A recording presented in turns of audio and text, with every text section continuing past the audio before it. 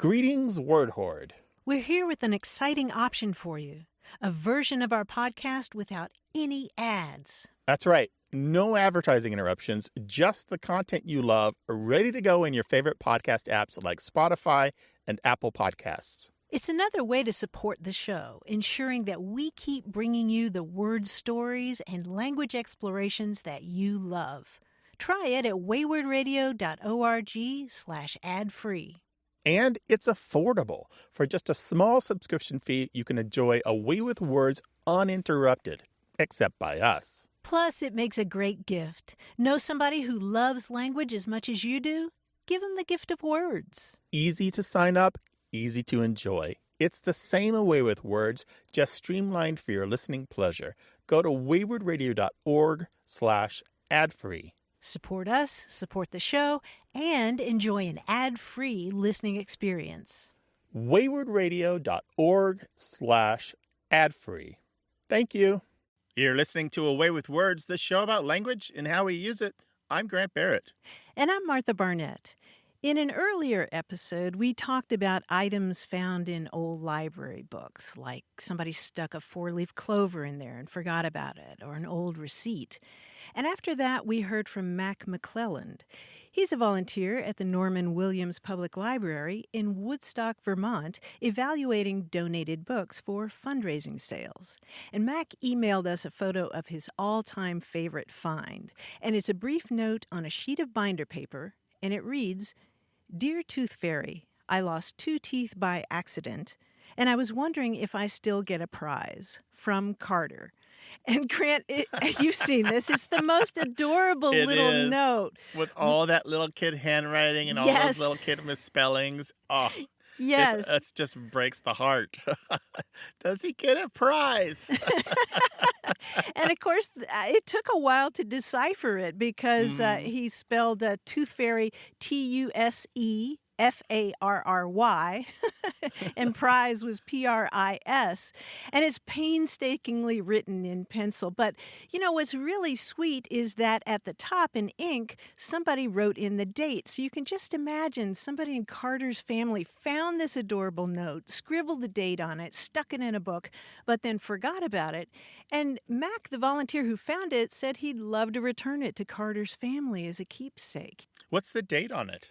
It's 1996, so Carter's probably a young adult right now, maybe in mid-30s. So if there's a Carter out there who grew up near Woodstock, Vermont, the library has something for you. And we also want to know if you got anything for those 2 teeth. Did you get your prize? Did the Tooth Fairy come through?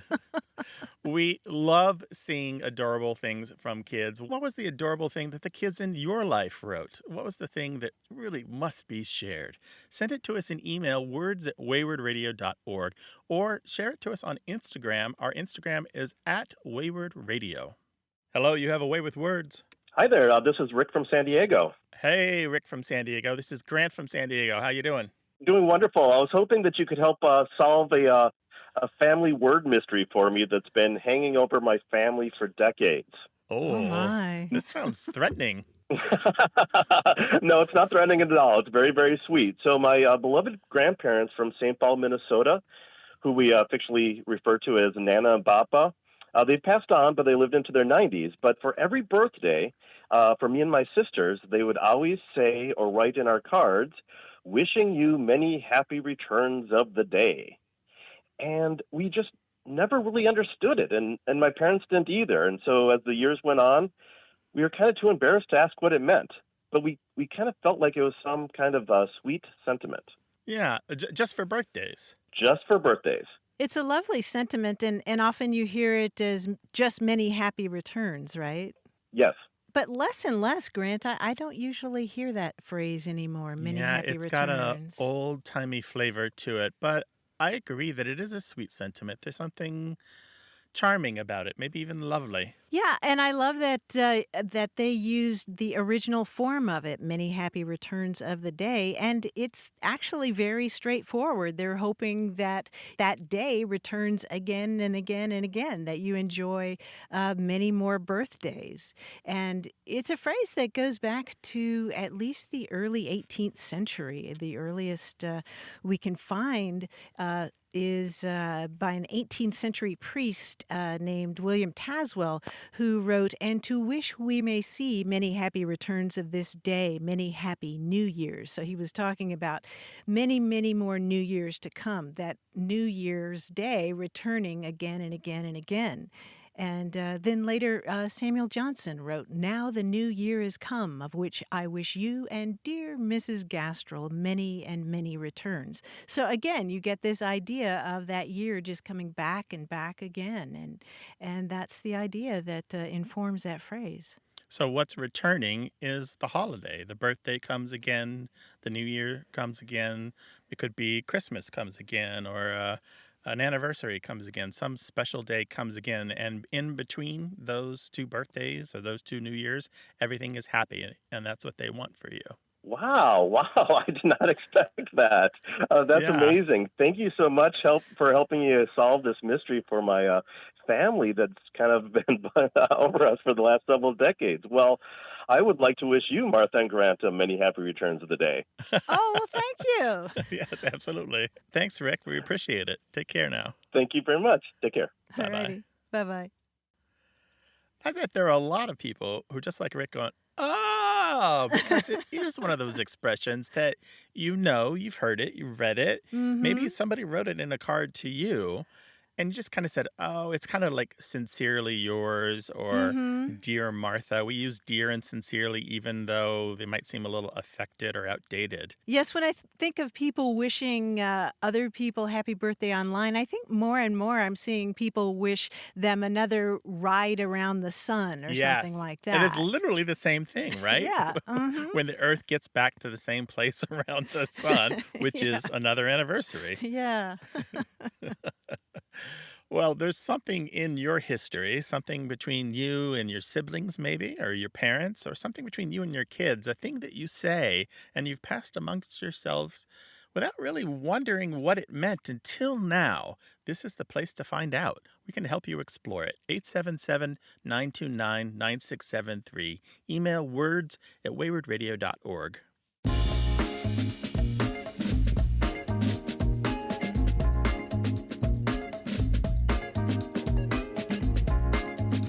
We got a tweet from Willem Terrace who said, "On a recent road trip, my 8-year-old daughter asked me to scroll the window down. It made me smile hearing how language is changing with the times. When asked, she said, 'Because you scroll with your finger on your phone and you use your finger for the window.'" Right. You press the little button and down the window goes. That's right. It makes perfect sense. Absolutely logical. No more rolling down the window, right? Scroll the window down. Thank you for that new language. We'll take your new words on Twitter at WAYWORD or on our toll-free line in the U.S. and Canada, 877-929-9673. Hello, you have a way with words. Hi, this is Colin from Oceanside, California. Hi, Colin. Welcome to the show. Hi, Grant. I'm so happy to be here. Well, my 10-year-old son had a question. We were hanging out on the couch a little bit ago, and it has to do with our cat. So I'll pass the phone off to him. This is Alex, and he's got the question for you. Hi, I'm Alex. The question was, so we were watching the cat flick its tail, and I thought, hey, it's a telltale sign. Is that the real origin of the word? Of telltale? Ah. Of telltale sign? Uh-huh. Okay, so you thought your cat was indicating something by moving that tail, right? Mm-hmm. Well, it's a great guess, but the tail in telltale sign is actually spelled T-A-L-E, not T-A-I-L. So it doesn't have anything to do with that appendage on the back of a cat. Telltale means that something is literally telling a tale. It's telling a story. And it's a super old word. It goes back more than 400 years. And originally, the term was applied to to somebody who was a tattler. If you told a secret about somebody else, you were called a telltale. And not long after that, it was used as an adjective, like a telltale sign, as you said, Alex, or a telltale stain, something like that. And so that's the sense of telltale today. It's telltale, telltale. So it can be a giveaway or a clue or an indicator that of the truth of a situation. Okay. So a cat's tail flicking could be a telltale sign, but it's not the origin. And for a cat, that's its language, meaning it's a little irritated and you probably shouldn't pet it. Wouldn't you say, Martha, as a cat owner yourself? Or I would say if my cat's flicking his tail, he might be interested in something. Okay. I'm just thinking of my little troublemaker when she's flicking her tail quickly back and forth. It means, do not pet me. You might get the claws. Alex, both Grant and I are big cat lovers. Yeah. It sounds like you are too. Yeah. Thanks, Alex. All right. Bye-bye. Thank you. Okay. You're welcome. Take care. Bye-bye. Bye-bye.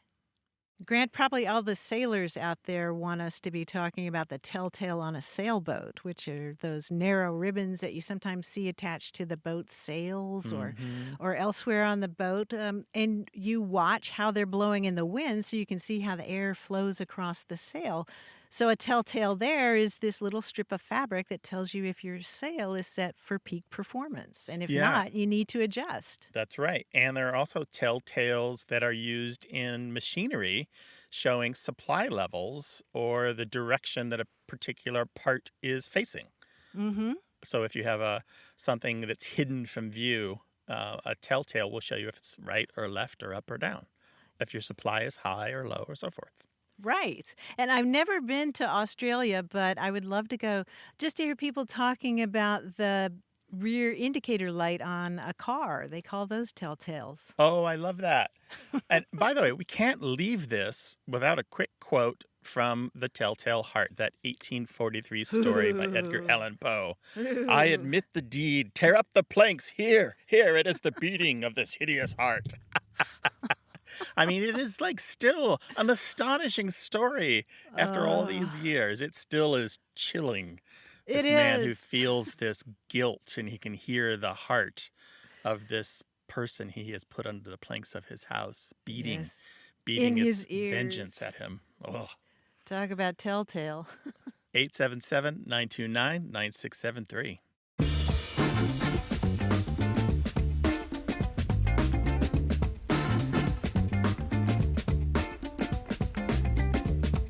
The other day, a friend of mine from the UK made mention of a money spider. Do you know this term, Grant? Money spider? I do not. That's cool. What is it?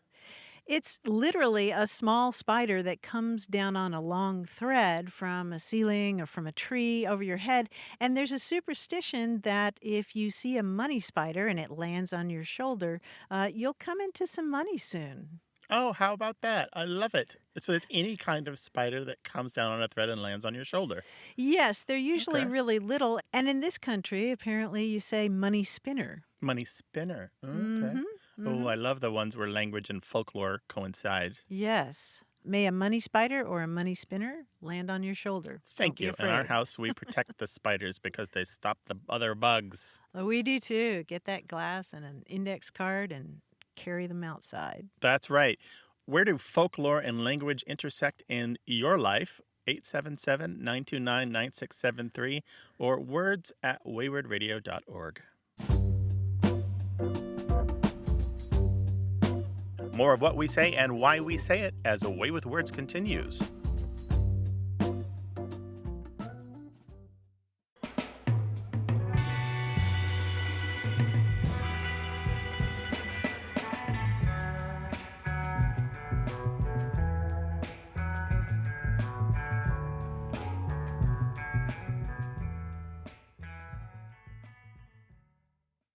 Hey, we've got something special for those of you who love our show but could do without the ads. That's right. Imagine A Way with Words, the same engaging conversations, the same deep dives into language without advertising interruptions. We're talking about our ad-free podcast feed. It's sleek, clean, and it's just for our supporters. It's at waywardradio.org/ad-free. It's inexpensive, easy to sign up for, and works with all major podcast apps like Apple Podcasts and Spotify.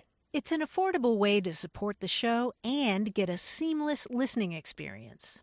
And if you're feeling generous, why not give a subscription to another Away with Words fan? That's waywardradio.org/ad-free. Sign up today. Your support means the world. waywardradio.org/ad-free. Thank you. You're listening to Away with Words, the show about language and how we use it. I'm Martha Barnett.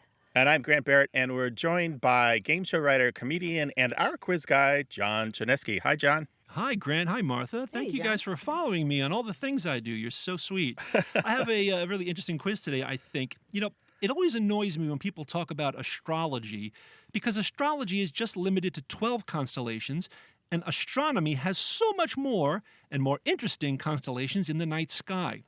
There are 88 of them in total, and this very quiz will test what you know about some of them. Let's start with animals. If you know adjectives that describe certain animals, you'll probably get these easily. Here's the first one. The constellation Aquila sounds like it has something to do with water. It does not. We have Aquarius for that. Its name is the Latin name for a bird. A person with an aquiline nose maybe resembles this bird a bit, a very noble and beautiful bird. Oh, yeah. So that's eagle. And I know that one Right. because of the Spanish language name Aguila or Aguilar, which is a common last name. And so if you have an aquiline nose, you have a bird-like nose. It looks like the beak of an eagle. Yeah, very good. No way to cross-reference. Nicely done. Here's the next one. The constellation Columba has nothing to do with Christopher Columbus, except its relation to his name. Now, Columbus is a Latinized version of Colombo, which was a name given to orphans. Perhaps they thought poor orphan children were like the birds this word Aw. represents. I did Now, not if you know know the- that, but yeah. Right. But if you know the adjective Columbine, you know Sure. what this pretty white bird is. What is it? Sure, it's a dove. And the It's a flower dove. columbine looks like little doves all turturing together. If you look at the Yes. blossom, it looks like a bunch of little doves together. Excellent. How pretty. Now, here's the last animal. Monoceros. Monoceros. Monoceros. May remind you of rhinoceros, which gets its name from the Greek for nose and horn. Well, the horn part fits monoceros, and you surely know what the prefix mono means. So what fictional animal does monoceros represent? Well, the Latinized version of that, I guess, would be unicorn, eh? Yes, exactly. There's a unicorn in the sky. Like I said, next time someone asks you your sign, tell them you're monoceros, you're a unicorn. Now, we've spent more than a year talking about corona, and jokes about beer aside, the word coronation is a clue to the Latin meaning of corona. So the constellations Corona Australis and Corona Borealis are the southern Australis and northern Borealis versions of what item? The crown. That would be a The crown. crown, yes. There's a Yep. southern crown and a northern crown. Very And a good. little crown on a bottle of Corona beer, and coronary arteries form a little crown around the heart. There you go. There's those connections I was talking about right there. Very Yep. good. Thanks, guys. You did this quiz very well. Thank you. We crown you the king of quizzes. Thanks, John. Hooray! Well, we'd love to talk with you about language, so call us 877-929-9673 or send us an email. That address is words@waywardradio.org or hit us up on Twitter @wayward. Hey there, you have a way with words. Hey, this is Jesse from Newport News, Virginia. Oh, great. Well, welcome to the show, Jesse. How can we help you today? Well, there's a phrase that I have heard watching a lot of auto racing. I race cars out here in like the Virginia, Carolina area, and I watch a lot of racing. And from NASCAR all the way down to local like short track racing, I'll hear an announcer describe the way that one of the drivers is maneuvering his car as when he's getting it slowed down going into the turns, he is getting on the binders. And I have tried searching it and have asked a couple people about it, and I have no clue what that is in reference to or where it comes from. Getting on the binders. So you've heard this more than once. Oh, yeah. Yeah, I've heard Like I've seen it on, watching like a NASCAR race, like, national race, and even heard it at like a local level. It sounds particularly British, for some reason is what comes to mind when I kind of think of it. But Hmm. I'm not sure if I've heard Lee Diffie or one of those announcers say it before, but it's always referred to when trying to low the car down, like going into the turns and bring it down to speed. But I don't know where it comes from. I do know that by the 1930s, this term for binders, meaning the brakes, was fully entrenched in U.S. car racing lingo. You can find it pop up Really? again and again in newspapers that have like little glossaries of car racing slang. Uh, Even advertisements for motor oil it shows up in. So the 1930s, it was fully entrenched, and it shows up with a lot of other fun stuff. Before that, it's a little shaky, but there's some evidence that it may have also been used for airplanes. And one source, a British slang lexicographer, says that it was used by the Royal Air Force, that's in the UK, since the mid 1920s. I don't know if that is why you're getting a British flavor to it, but that's a little bit of evidence. I'm not surprised at all because in the early days of race car driving, the same kind of daredevils that like to go fast in cars also like to go fast in planes. But you will still, Oh, to this gotcha. day, hear it in some airplane use and in motorcycles and kind of any place that machines need braking. I think there's some use in the military as well. Oh, that's interesting. And next time I meet a pilot or anyone who flies, I might try to throw that lingo their way and see if they pick up on it. Yeah, ask and see if they use it. It's still slangy. There's a World War II slang dictionary of it's a collection of service slang, and there's a phrase "jump on the binders," defined as apply the brakes. And when you said that you heard an announcer say, how did he phrase it? Just getting on the binders. Getting on the binders. It Mm. reminded me very much of that, but jump on the binders, getting on the binders, it's so similar to me. It's funny that like here we are 60 years on and the phrase could be almost the same. Jump on the binders, meaning apply the brakes. Hmm. Pretty cool though. Nice. Jesse, call us again sometime with racing lingo. This sounds like something we need to dig into some more. I appreciate it. Bye. Take care. Bye-bye, Jesse. Well, if you have a hobby with a lot of great lingo, we'd love to hear about it, whether it involves any kind of racing, car racing, bike racing, maybe balloon racing. Give us a call, 877-929-9673, or tell us all about it in email. That address is words@waywardradio.org.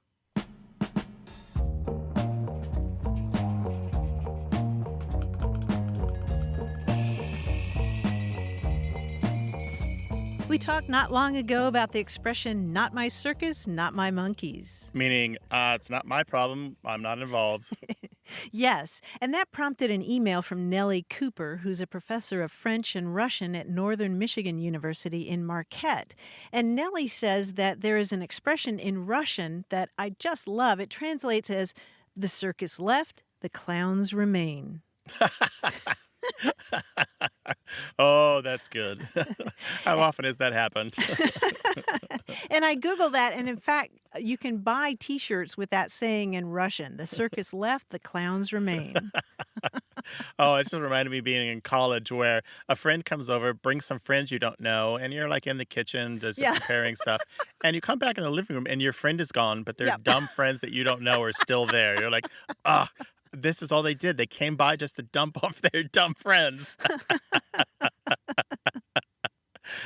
Oh, well, we know there are expressions like this in your language. Let us know, 877-929-9673, or whatever language you speak. Try us out, words@waywardradio.org. Hello, you have a way with words. Hello, Hi, who's this? this is Celia calling from Spokane, Washington. Hi, Celia. Welcome to the show. What can we do Hi. for you? Hello. Well, I'm concerned about the loss of correct use of plurals of some words of Latin and Greek origin that are now part of our language. And the one that really has been irritating me for several weeks is on an advertisement for a financial services company, and they keep saying investment minimums apply. I can hear you shuddering. I shudder every time. I heard it this morning and I gritted my teeth again. Oh, dear. Investment minimums apply. So what would you rather they say? Well, as I would understand it, the plural should be minima. Minima. Good, we can work with this. Tell us a little bit about your own education. Where are you from?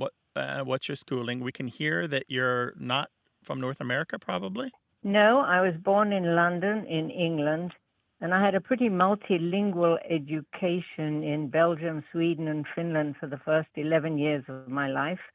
And then I was back in Britain, and I went to schools where I think I did Latin for 4 years, and I certainly took 1 year of Greek. I worry about language, and then I'm also wondering, am I just being an old fogey? Is this something that I mean, I've been asking a few friends, and I noticed that the one that they were happy with is the plural of fungus is fungi. Because I asked them, I said, would you really say funguses?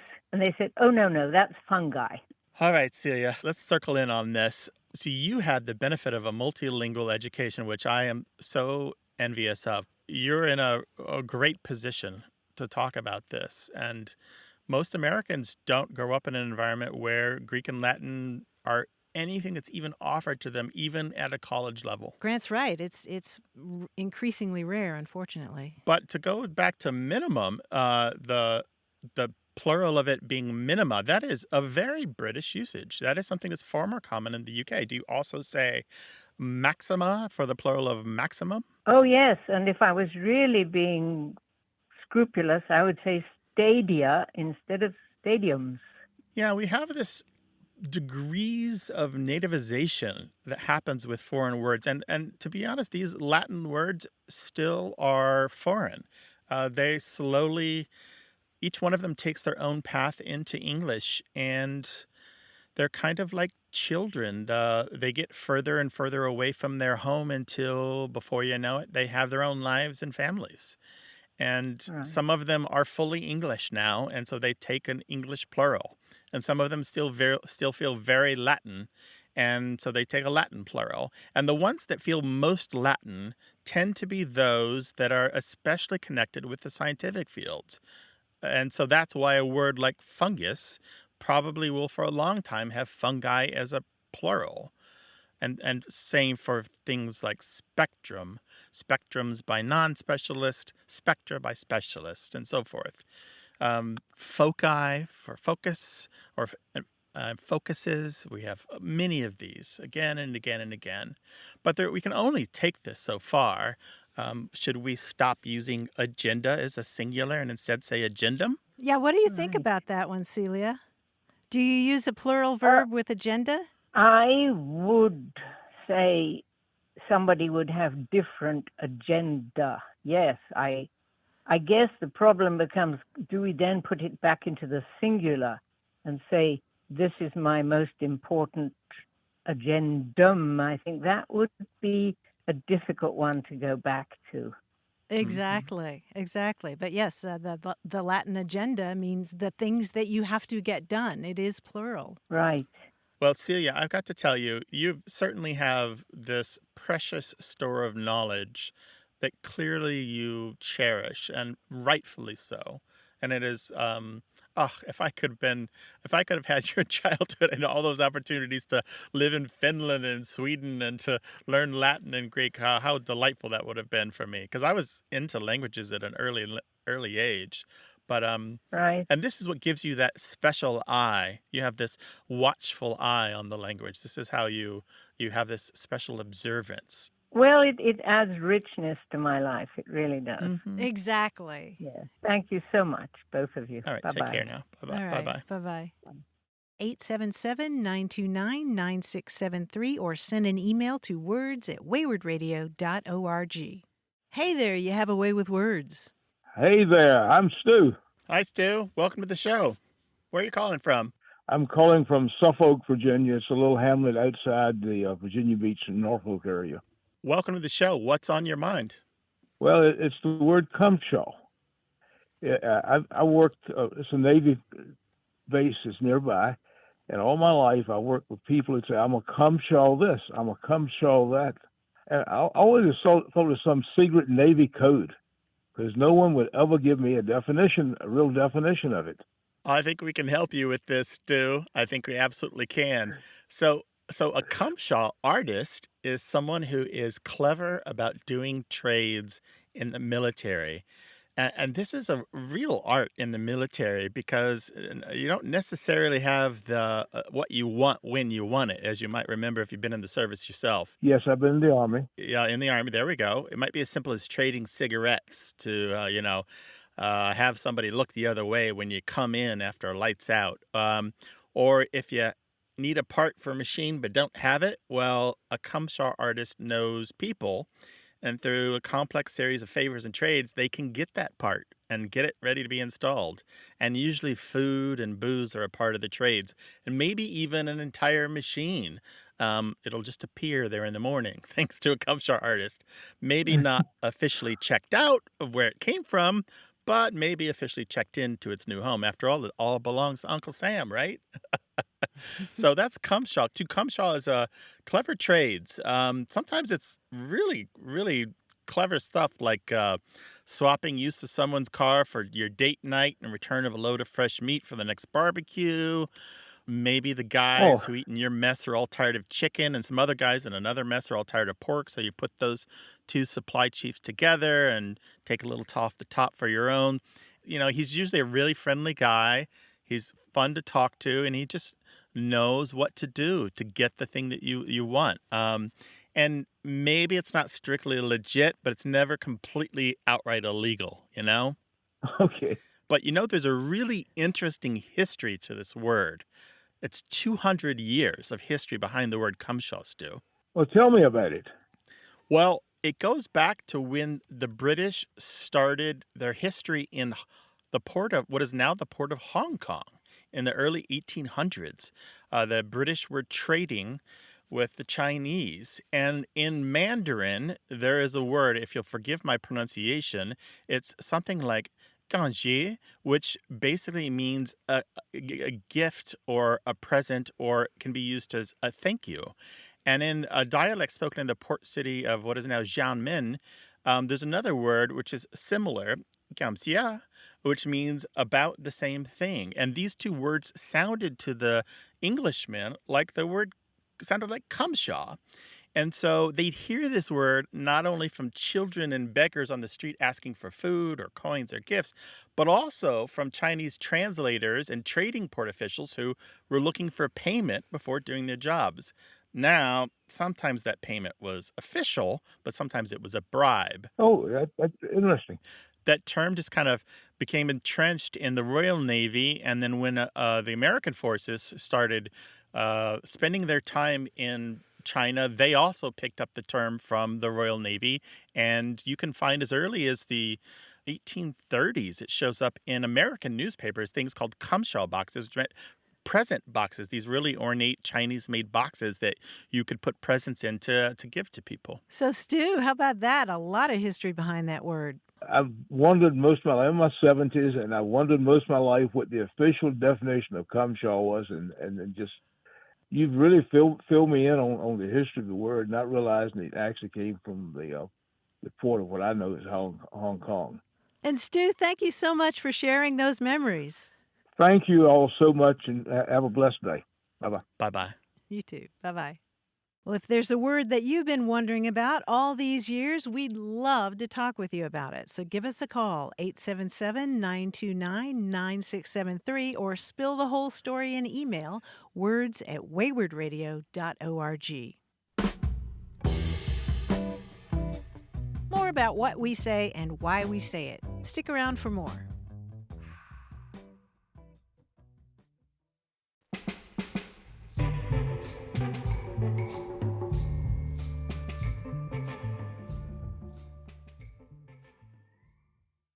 Got a minute? We need your help. Head over to gum.fm/words and share your thoughts in our quick survey. Your feedback matters. It's the backbone of our show's success. Thanks for making our show even more successful. That's gum.fm/WORDS. Thank you. You're listening to Away with Words, the show about language and how we use it. I'm Grant Barrett. And I'm Martha Barnett. Pam Spooner of Denton, Texas, used to work as a university reference librarian, and she sent us photos of something really amazing that a colleague once found in a book. It looks like a plain white professionally printed business card or a calling card. And on one side, in all capital letters, it reads, "The ex-Mrs. Bradford." That's all it says. The Wow. ex-Mrs. Bradford. And at the bottom, written in ink, is the word over in parentheses. So you turn it over, and on the other side of the ex-Mrs. Bradford's card, somebody wrote by hand in this beautiful old-fashioned script, "Meet me at the Paramount Theater, Sunday afternoon." Oh, wow. There's a story there. Wow, what happened? Did they meet? Well, that's what Pam wanted to know. Did they She said, go in, or did they walk on and have a liaison somewhere? right? I mean, who would have Wow. a calling card like this printed in the first place? Right. And- This is a woman with some panache. Right? This is a yeah. woman who flies airplanes. This is somebody who lives her own life to the fullest. She tried marriage, it didn't work, and now she's doing her own thing. Mm-hmm. And who was the recipient? Uh-huh. Yeah. Was it a man? Was it a woman? Good question. Could have been anybody. Or maybe it was just an agent. Maybe it was just a business card. Maybe it was just somebody who maybe she's in the film and she wanted somebody to see her Ooh. latest picture. Ooh. I'm just thinking that maybe some of you want to fill in the blanks here for us. Write a story about it. So to recap, on the front it says the ex-Mrs. Bradford. On the bottom it says in handwritten ink over, and on the back it says, "Meet me at the Paramount Theater." What's Sunday afternoon. Sunday afternoon. What's the rest of the story? You Yes. tell us. Write us Yes. a couple sentences, send them to words@waywardradio.org, and we'll pick a few and share them on the air in a future episode. Email words@waywardradio.org or tell us on Twitter at WAYWORD. Hi there, you have a way with words. Hi, Martha. This is Julia, and I am calling from the tropical Champlain Valley. I've been told that's what it's called. I'm originally from the Dominican Republic, and I came to this country when I was 10. Spanish is my first language. And so my question, when we came from the DR, as I mentioned, 31-year dictatorship there. We fled and landed in Nueva York, New York. And our second year, we moved to Long Island, pretty much to a Jewish neighborhood. And I had a lot of Jewish girlfriends, and they did something that I thought was really cool. They would say, you go, "Oh, you deserve that." They go, "Deserve, deserve." You go, "Oh, that's so cool. Cool schmoo." And I picked this up because I thought it was really cool. And the point was to repeat the word and I guess make up a nonsense word from it as a way to, I don't know, be funny, deflect a compliment, or disagree or deflate a statement. I wasn't, I knew when to use it, but I sort of recently went in search of why, because my husband's from Nebraska and he never heard such a thing. And so I said, well, I think they told me it was Yiddish. So I asked a Jewish friend, she said, "No way is that Yiddish." So I thought the two people who might be able to tell me what this is would be the two of you. Absolutely. This is a great example. Deserve, schmerv. That's a really good one. One that a lot of people will know is fancy schmancy, which by far and away is the most common one of these. And it's so common that it's kind of neutral, even positive, and not really negative like so many of these are. This is known here. I'm going to throw some linguistic terms at you. This is known as shm-reduplication or echoic dismissive shm. That's SCHM or SHM. And reduplication is when a sound or a word repeats. And echoic means when something sounds like something else, and dismissive means you're dismissive of it. You're kind of poo-pooing it. But let's just call it shma for now. Shma. Yeah, and there's a kind of rhythm to these, right? This reduplication kind of has a da-da-da-da rhyme to it. Not a rhyme exactly, but there's kind of a melody to it. And linguists who have Right. looked at this have indeed found it, despite what your friends told you, in Yiddish in the 19th century, when you could say things like tata shmata, which basically meant father schmother, where the schmata meant rag. And it was what women would call their no-good husbands when they couldn't provide for their children. Tata schmata. And other things like geld schmelt. Money is not everything, is basically what you're saying. This really does exist in Yiddish, and there are examples of it in Eastern European Yiddish in the 1800s, definitely. And it shows up in Wow. English at least as early as the 1920s, and probably earlier. And before long becomes kind of trendy in slangy English and really has never fallen out of use.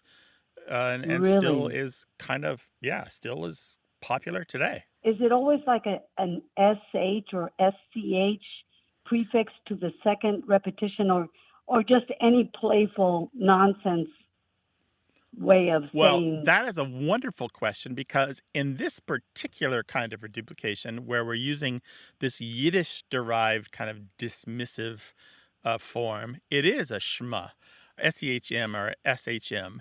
But there are other kinds of this where an M is used in Farsi and Turkish and some other Middle Eastern languages, where they use just an M and some other letters to kind of do a word, and then a word that's kind of modified a little bit in order to mock it, make fun of it, or to dismiss it. And so this kind of Oh, that's repeating a great. word partially, but modifying it, does exist in other languages. Wow. But not in Spanish, or it does? Because I never A heard it. little bit, but not very common in Spanish. I don't have any Yeah. examples at hand, but I believe there is some Yeah. in Spanish. Well, this is so great. I knew you would know. Yeah. Thank you. That's Our great. pleasure, Julia. You sound like, what with the Dominican Spanish background and the time in Nueva York, it sounds like you've got a great linguistic background. So you're bound to have more questions for us later. And so do please call. I'll call small. How's that? Call Frequently small. doing it No, wrong. definitely call. Don't dismiss us. Oh, I really love the program. Thank you so much. Oh, And Julia, it's been a delight. yeah, Bye-bye. bye-bye. 877-929-9673. We know you have questions about language. You can also send them an email to words@waywardradio.org.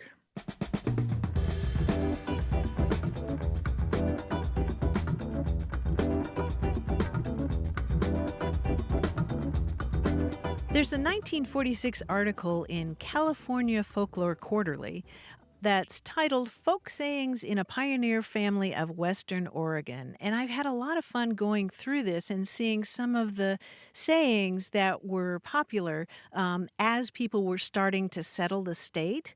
Mm-hmm. And there's one saying in this collection that, Grant, I know you're really going to appreciate. It describes somebody, the guy in town who knows everybody, knows everybody's business.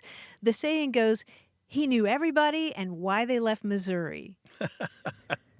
Yes, because I am from Missouri and I did leave it. Oh, that's good. Yeah, but Missouri was a jumping off point for the settlement of the West. Oregon Exactly. Trail, ring a bell? Anyone? Yes, exactly. And the article makes note of that. I just think it's a wonderful phrase that we should revive anyway, no matter where you are. He knows everybody and why they left Missouri. By the way, that reminds me of a wonderful TV show that you should be watching. It stars Steve Buscemi and Daniel Radcliffe, called The Miracle Workers. Each season has more or less the same cast of actors in a completely different environment. And this season has them heading westward to Oregon. It's a comedy show with modern viewpoints set in historical settings. It's very good. Yeah. Ooh, two of my favorites. I'll have to put that on the list. 877-929-9673. Hello, you have a way with words. Hey, this is Jennifer from Andrews, South Carolina. Andrews. Well, welcome to the show. I'd like to know if there's any information about the phrase case quarter. I've had a coworker of mine. She started asking, we have a vending machine at work, and she asked for a case quarter. And I said, well, I got 2 dimes and a nickel, some type of change. And she said, no, I need a case quarter. And she explained what that was, and I have never heard that in all of my life, and I'm 41. And I thought maybe my friends at Away with Words would have an answer. So she wanted a case quarter, meaning just 1 quarter, right? Not change, just that 1 coin. Just 1 quarter, no change, no 5 nickels or anything. She had to have a quarter. Yeah. Have you ever heard the term case nickel or case dime or case dollar? I have not. Okay. Well, I'm delighted that you called about this because this is an expression that, I think if we didn't know you were from South Carolina, we would ask you if you were from South Carolina because this phrase is pretty specific to that state. And nobody's really sure why a case quarter has that name. But you're right that it is just the single coin, and it is applied to case nickel and case dime and case dollar. And the origin of this term is really a puzzle. There have been several different ideas proposed. The one that I like is the idea that it expresses the idea of all of the value being in that one container, that one coin, that single case. But there are other suggestions that maybe it comes from the French word caisse, which means cash. Like encaisse means cash in hand. Grant, there are others as well that we just don't know. Yeah, there's one that it might be related to a Yiddish word that means crown, referring to the British crown piece worth 5 shillings or 25 pence, which is related to the word Caesar or Tsar. It's pronounced Kesser. But that's all speculation. We don't have enough evidence to prove any of them. Mm-hmm. But it's pretty much concentrated in South Carolina, and you'll hear it more often in the African American community. Exactly. I have several friends that are also coworkers, and they've only been African Americans that's ever used that. And I've picked it up, and several people, I've been in line at the grocery store and said, well, I have a case quarter, really just seeing if anybody would recognize the term. And I've had people respond and say, oh, I know what that is. I have a case quarter. It's just interesting. I've never heard of that, and I've lived in several parts of South Carolina and have only heard it in this area close to Charleston. Never heard it anywhere else. Well, I bet it's one of those things where now you'll hear it everywhere. Like you see a certain kind of car and then you see it everywhere. Of course. Well, I really appreciate it. Thank you so much. Thank you for calling, and call us again sometime, all right? All right. Thank you. Take care, Jennifer. Bye-bye. Bye. 877-929-9673. Hi there. You have a way with words. Hello, this is Paul Mena calling from Centerville, Massachusetts. Hey, Paul. I was born and raised on Long Island in Nassau County, New York. My parents were born and raised in Brooklyn and moved from Brooklyn to Nassau County when I was just a few months old. And they brought with them an unusual Brooklyn figure of speech that I have not heard anywhere else. And that is Johnny Pump, which is the phrase that they use to describe a fire hydrant. And for some reason, I thought that was a universal phrase. So the first time I tried to parallel park in Nassau County and remarked, oh, this is not a real space, there's a Johnny Pump there. That was the first time I realized that we were not in Brooklyn anymore. So my questions are, is this phrase, Johnny Pump, used anywhere outside of Brooklyn, and what is its origin? Johnny Pump meaning a fire plug or a fire hydrant, right? That is correct. how far back are we talking that your parents lived in Brooklyn? They left Brooklyn in 1960, and I was born in 1959, and they used the expression for as long as I can remember, especially when we made trips back to Brooklyn and parking was at a premium. That was a very common situation that they would try to park, and there was a Johnny Pump ruining their parking experience. And when I've tried to use the expression, it's either seen as very quaint or very odd or results in a lot of laughter. And so now I don't say it except with my wife, who I think at least pretends that it's a quaint expression. No, it is. It's a good quaint expression, and if you use it amongst the right people from Brooklyn, they'll know that you're an old timer anyway, if not an insider. I think Johnny Pump is fading, although you will still find it here and there. It is a Brooklyn expression, although you will find print evidence that it was used in Manhattan and other parts of the five boroughs. The origins are murky. I think that the Johnny probably is related to the John, meaning the bathroom, because what you would do is, if you were a city worker, you would crank open that fire plug and you would direct the spray in the gutter to clean out like the horse apples and the trash and whatever, the whatever kind of filth was in the gutters to put it, send it towards the sewer grates or the sewer opening. So it's kind of a street cleaner, kind of cleaning the street as a John. But that's just a guess. Otherwise, we don't know. I do know that I found it in the Brooklyn Eagle as far back as 1926. And again it comes up in association with Brooklyn, including boxer Rocky Graziano had a kind of a tell-all in Collier's magazine in 1949 where he talked about his life as a Brooklyn kid and talked about opening the Johnny Pump and getting the trunks on and kind of like running from the police who came to shut the Johnny Pump.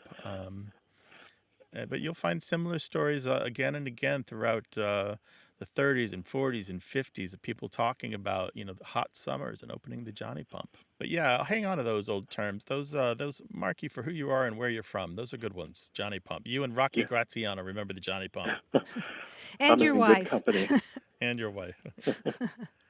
Yes, she indeed. Tolerates it anyway. Take care. Appreciate the call. Thank you so much. Thanks, right, Paul. Bye-bye. Bye-bye. We call those terms two-headed terms when you grow up saying it and then you move someplace else, and everybody looks at you like you have two heads when you use that term. Have you had that experience? Call us about it, 877-929-9673, or send an email to words@waywardradio.org. Thanks to senior producer Stephanie Levine, editor Tim Felton, and production assistant Rachel Elizabeth Weisler. You can send us messages, subscribe to the podcast and newsletter, and catch up on hundreds of past episodes at waywardradio.org. Our toll-free line is always open in the U.S. and Canada, 877-929-9673, or email us words@waywardradio.org. A Way with Words is an independent production of Wayward, Inc., a nonprofit supported by listeners and organizations who are changing the way the world talks about language. Many thanks to Wayward board member and our friend Bruce Rogo for his help and expertise. Thanks for listening. I'm Grant Barrett. And I'm Martha Barnett. Until next time, goodbye. Bye-bye.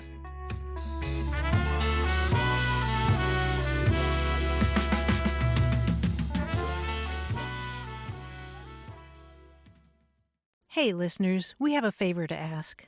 We'd love for you to fill out our listener survey at gum.fm/words. Your feedback is crucial. It's quick, and it helps us make our show even better. It shapes our show, helps us plan, and ensures we're bringing you the content you love. That's gum.fm/WORDS. Thanks for being a part of what we do. Thank you.